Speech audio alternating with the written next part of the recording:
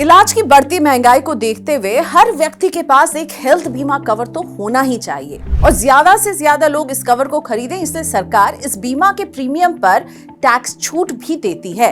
यानी अलग से आपको छूट मिलती है जब आप मेडिकल इंश्योरेंस खरीदते हैं और उसके प्रीमियम को भरते हैं। लेकिन ये छूट केवल उन लोगों को मिलती है जो पुरानी टैक्स रजीम को चुनते हैं। नई टैक्स रजीम में कोई भी छूट अलाउड नहीं है और मेडिकल इंश्योरेंस के प्रीमियम पर भी ये छूट आपको नई टैक्स रजीम में तो नहीं मिलेगी। लेकिन मोदी 3.0 सरकार 23 जुलाई को अपना पहला बजट पेश करने वाली है और उम्मीद यही है कि वित्त मंत्री निर्मला सीतारमण वित्त वर्ष 2024-25 के बजट में हेल्थ इंश्योरेंस में टैक्स छूट का दायरा बढ़ा सकती हैं और क्या पता नई टैक्स रजीम में ये छूट अलाउड भी हो जाए। लेकिन क्यों उम्मीद लगी है कि हेल्थ इंश्योरेंस पर टैक्स छूट की सीमा को बढ़ाया जाए? इसके पीछे सबसे बड़ी वजह है महंगाई। दरअसल भारत में हेल्थ केयर की महंगाई सामान्य की तुलना में करीब 3 गुना ज्यादा तेजी से बढ़ रही है। सरकारी आंकड़ों में जून महीने में खुदरा महंगाई दर जहां 5.08 की दर से बढ़ी है, हेल्थ केयर की महंगाई लंबे समय से डबल डिजिट यानी 15% के स्तर पर है। भारत में हेल्थ केयर की महंगाई का ये आंकड़ा एशियाई देशों में सबसे ज्यादा है। क्या आप जानते हैं कि बीमा कंपनियों ने पिछले 1 साल में हेल्थ इंश्योरेंस के प्रीमियम में 25% तक का हाइक किया है।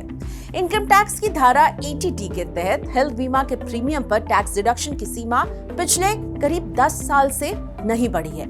ऐसे में हेल्थ बीमा कंपनियों ने सरकार से 80D के तहत टैक्स डिडक्शन की सीमा बढ़ाने की मांग रखी है। अभी क्या है नियम, ये समझिए। हेल्थ बीमा के प्रीमियम के भुगतान पर धारा 80D के तहत टैक्स डिडक्शन का लाभ मिलता है। इसमें खुद परिवार यानी पति पत्नी, बच्चे और माता पिता के स्वास्थ्य बीमा के भुगतान पर टैक्स छूट का लाभ लिया जा सकता है। अगर पॉलिसी धारक की आयु 60 साल से कम है तो वो खुद, पत्नी और बच्चों के हेल्थ बीमा के लिए सालाना 25,000 रुपए तक के प्रीमियम का भुगतान करके 80D के तहत टैक्स डिडक्शन क्लेम कर सकता है। अगर एक व्यक्ति अपने पेरेंट्स के लिए ये बीमा खरीदता है तो 25,000 रुपए तक का और प्रीमियम पे करने पर टैक्स छूट मिलेगी, यानी कुल छूट जो है वो 50,000। अगर पेरेंट्स वरिष्ठ नागरिक हैं यानी उनकी आयु 60 वर्ष से अधिक है तो सालाना 50,000 रुपए तक के प्रीमियम पर टैक्स डिडक्शन का लाभ मिल जाएगा। इस तरह कुल 75,000 रुपए तक के प्रीमियम पर टैक्स डिडक्शन का लाभ लिया जा सकता है। अगर कोई व्यक्ति खुद 60 साल का हो गया है और वो खुद और अपने पेरेंट्स के लिए हेल्थ बीमा खरीदता है तो वो 50,000 रुपए अपने परिवार और 50,000 रुपए अपने पेरेंट्स के प्रीमियम को मिलाकर कुल 1 लाख रुपए तक की रकम पर टैक्स डिडक्शन क्लेम कर सकता है। एक्सपर्ट्स का मानना है कि देश में हेल्थ इंश्योरेंस की पहुंच बढ़ाने के लिए टैक्स से जुड़े इस तरह के प्रोत्साहन जो है वो बहुत काम करते हैं। इसके लिए सबसे अच्छा तरीका यही है कि हेल्थ बीमा के प्रीमियम पर टैक्स डिडक्शन की लिमिट को महंगाई से जोड़ दिया जाए। हर साल ये नियमित अंतराल पर खुद ब खुद संशोधित कर दिया जाए। साथ ही नई टैक्स रजीम में भी अगर हेल्थ बीमा प्रीमियम पर टैक्स छूट मिलने लगे तो और भी ज्यादा लोग आगे आएंगे और हेल्थ बीमा को खरीदेंगे। बीमा उद्योग की मांग है कि सरकार को आयकर की धारा 80D के तहत हेल्थ बीमा के पूरे प्रीमियम पर ही टैक्स डिडक्शन का लाभ देना चाहिए। यानी कोई कैपिंग नहीं होनी चाहिए 25,000, 50,000 की। जितना आप हेल्थ इंश्योरेंस का प्रीमियम दे रहे हैं उस पूरे पर आप टैक्स डिडक्शन क्लेम कर पाएं। इस पहल से ज्यादा लोग हेल्थ बीमा का पर्याप्त कवर खरीदेंगे। खास करके बुजुर्गों को ज्यादा फायदा होगा क्योंकि बुजुर्गों के लिए हेल्थ बीमा का प्रीमियम काफी ऊंचा रहता है।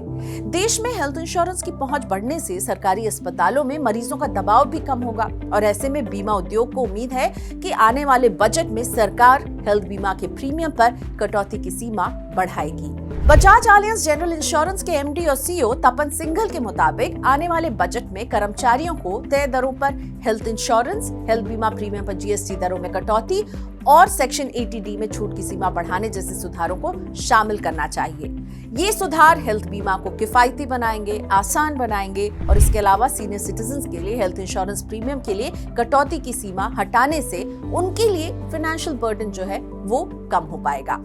अभी हेल्थ बीमा के प्रीमियम पर 18% GST भी आप चुकाते हैं और बीमा इंडस्ट्री यही मांग भी कर रही है कि इस दर में कटौती की जाए। हालांकि GST में कटौती का फैसला GST काउंसिल करती है, लेकिन उम्मीद है कि वित्त मंत्री निर्मला सीतारमण बजट में हेल्थ बीमा की पहुंच बढ़ाने के लिए इस तरफ कुछ उपाय कर सकती हैं, कुछ सुझाव दे सकती हैं। इंतजार रहेगा बजट का और बजट का हर अपडेट पाने के लिए मनी 9 से जुड़े रहिए, देखते रहिए मनी 9 को और हमारे YouTube चैनल को सब्सक्राइब कर लीजिए।